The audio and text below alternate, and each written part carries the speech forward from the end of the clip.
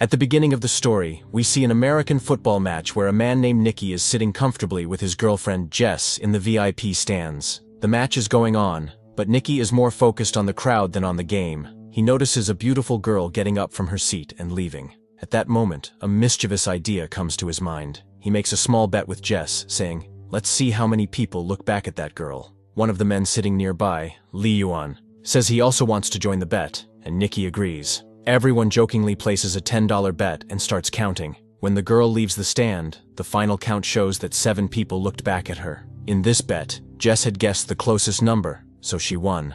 Lee Yuan gives her the money without hesitation, and then suggests starting the next round. This time, the bet is about who will commit the next foul. Jess drops out, saying she doesn't know much about the game, but Nicky jumps in and places a $1,000 bet.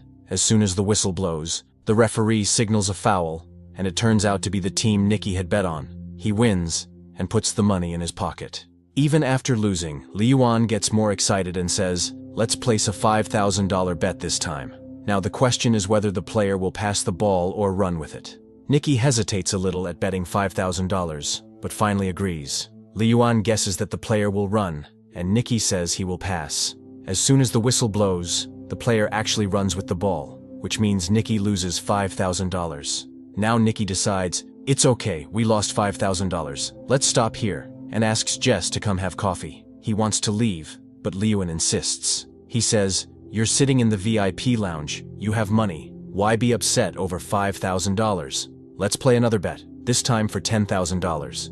Eventually, Nicky agrees. Now the question is whether the player will make the next pass correctly or not. Nicky predicts yes, but the other team intercepts the pass. Nicky has now lost $15,000. While taking out the money, Nicky gets a little upset. He thinks for a moment and says, "Let's place a $50,000 bet this time." Jess is shocked to hear this, but Nicky looks angry. At this point, luck is not on his side. He loses the next bet again, and has to give away another $50,000. Now Jess urges him to stop immediately, but Nicky's anger and ego take over. Without thinking, he places the next bet of $100,000.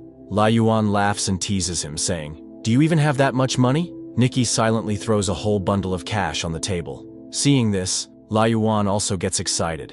This time, Nicky bets that the next pass will be intercepted and won't be completed, but the pass is successful. Now Nicky has suffered a loss of $100,000. He can't figure out how to get out of this mess. Jess is also shocked by his behavior, but now the game has reached a very serious stage. Nicky says, "I have $1 million left. Let's bet it all. Let's see who wins this time." The final decision will be made by playing cards. Since Lee Yuan has been winning continuously, he's now going crazy with excitement. He starts looking at Nicky like an ATM machine. Lee Yuan draws his card. It's a 5 of clubs. Now Nicky just has to draw a card higher than 5. His chances of winning are very high. Nicky picks up a card and flips it over with great confidence, but it's the 3 of hearts. Seeing this, Jess immediately fell off her chair. When Nicky started the game, he only intended to bet $10, but now, he had lost more than $1 million.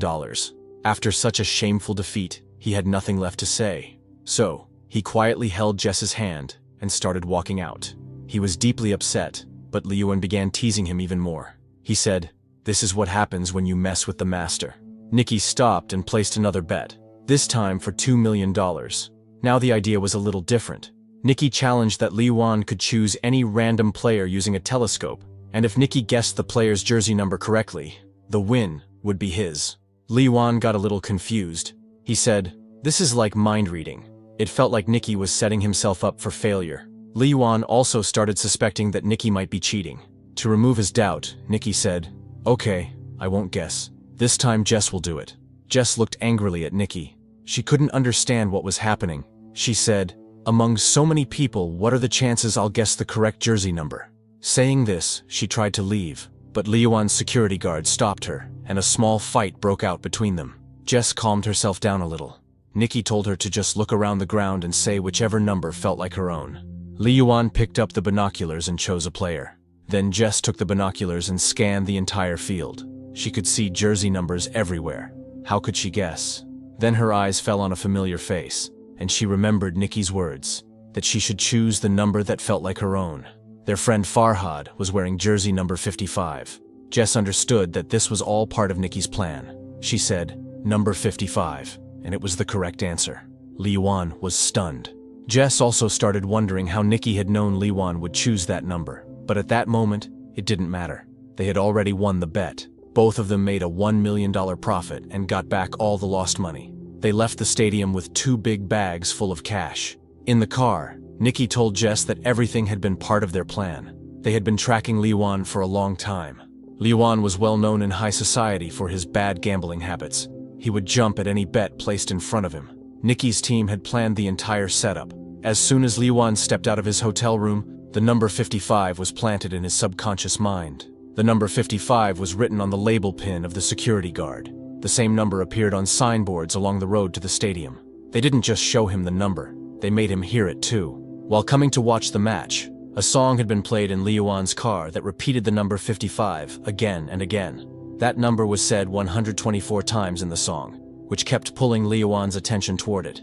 He had even been shown a photo of Farhad, which helped build a visual memory. So, when Liwan looked through the binoculars, his mind naturally went toward the number 55, and Jess said 55 as soon as she saw Farhad. Jess had not been told anything in advance, so her expressions would stay natural during the entire game. This way, no one would suspect her. After hearing everything, Jess was completely impressed with Nikki. After this, the story takes us a few days back. Just a few days earlier, Nikki was lying on a bed in a room with Jess beside him, and a man was pointing a gun at his head. Jess was sitting next to him, someone he had met only recently. It was clear that someone had trapped Nikki, but there was no sign of fear on his face. He calmly said, "I don't have a single penny. If you want to shoot, then shoot." The man with the gun looked at Nikki's reaction and quickly realized this man was clever, even more cunning than them. And his guess was absolutely right. Nikki was a master con artist who pulled off petty thefts with great skill. Jess had brought Nikki to that room by tricking him, but Nikki saw a natural talent in her.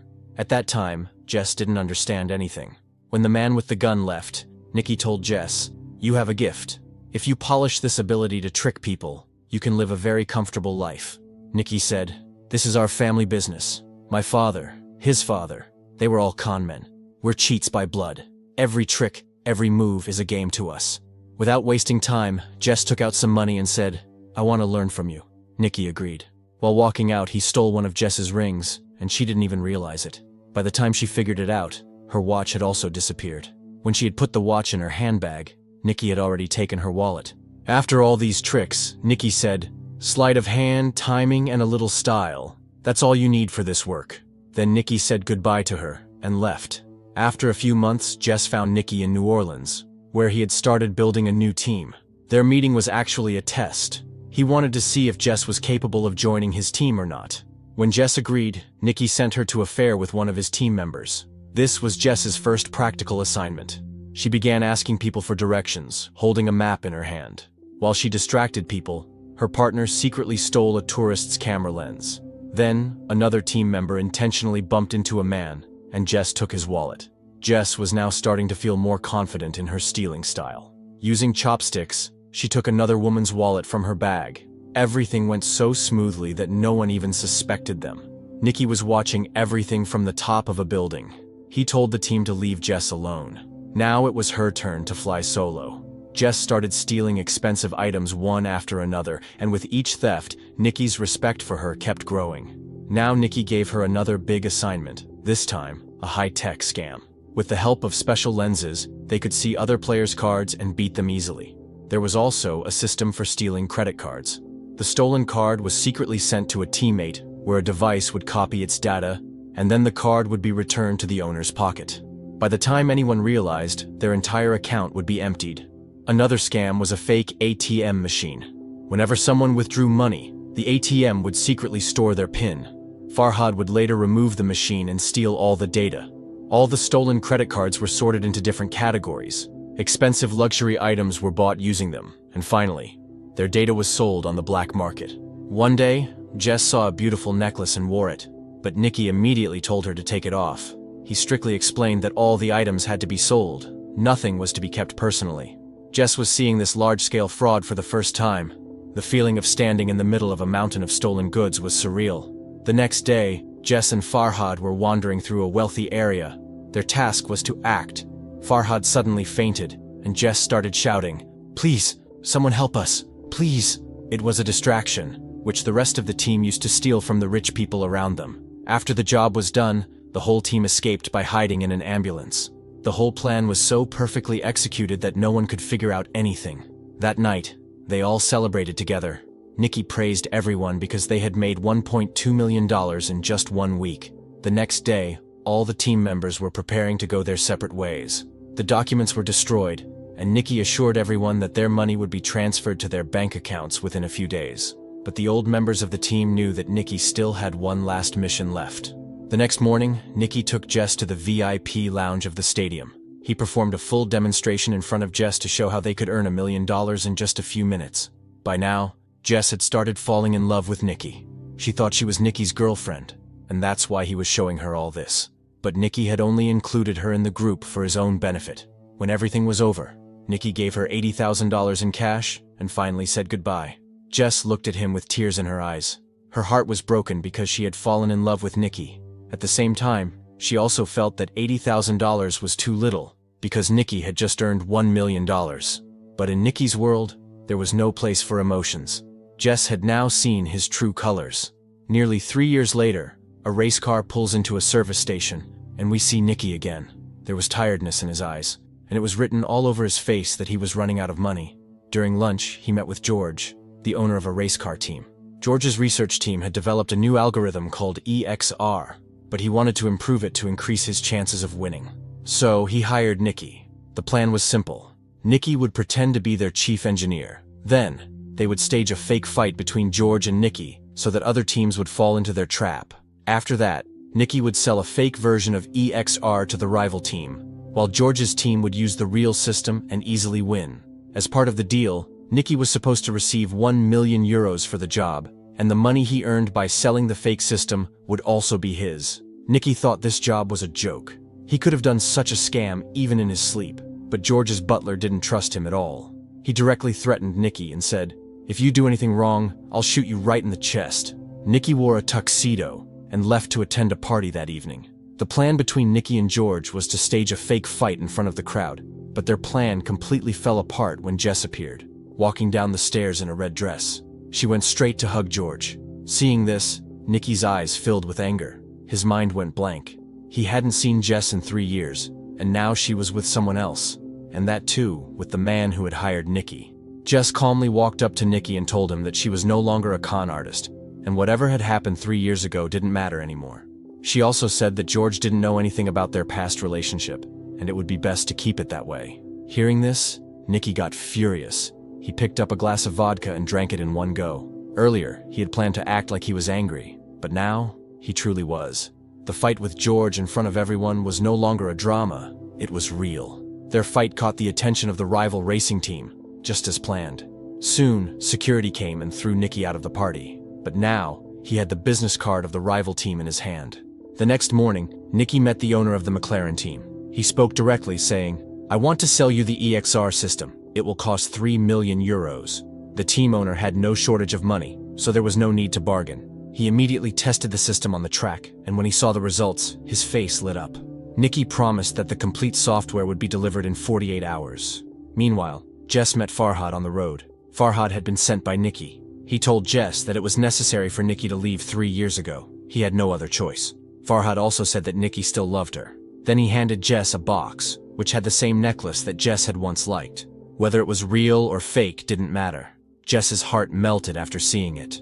She told Farhad that she couldn't trust Nikki, but her eyes said something else. She still had feelings for him. Well, on the day of the deal, Nikki showed up and handed over the software to the owner of the McLaren team. In return, a strong man gave him a case containing €3 million. But Nikki's nature was such that he never worked without taking risks. He had secretly sold a copy of the same software to every racing team. Every handshake brought him more euros. Whoever shook hands with him paid him millions. Until the race began, no one had any idea that every team had been sold the exact same EXR system.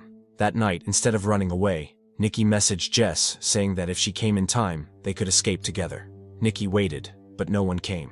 Just when he gave up and turned to leave, Jess appeared. But it was too late to run, because at that moment, the same strong man who had given him €3 million on behalf of the McLaren team showed up in front of Nikki. In reality, he was George's man. He had found out the truth, that Nicky had sold the original software instead of the fake one. He didn't care about the 1 million euros. Now he wore his full racing gear and intentionally crashed into Nicky's car. After a terrible accident, both Nicky and Jess were captured. They were tied up, and all the stolen cash was laid out in front of George. George was furious. He had spent 40 million euros creating that software, and now everything was ruined. The worst part was, he still couldn't figure out how Nicky had stolen the real software. When Nicky didn't say anything, George pressed Jess's nose shut, cutting off her air.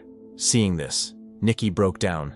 He confessed everything, how he had made Jess fall for him again by rekindling her old love.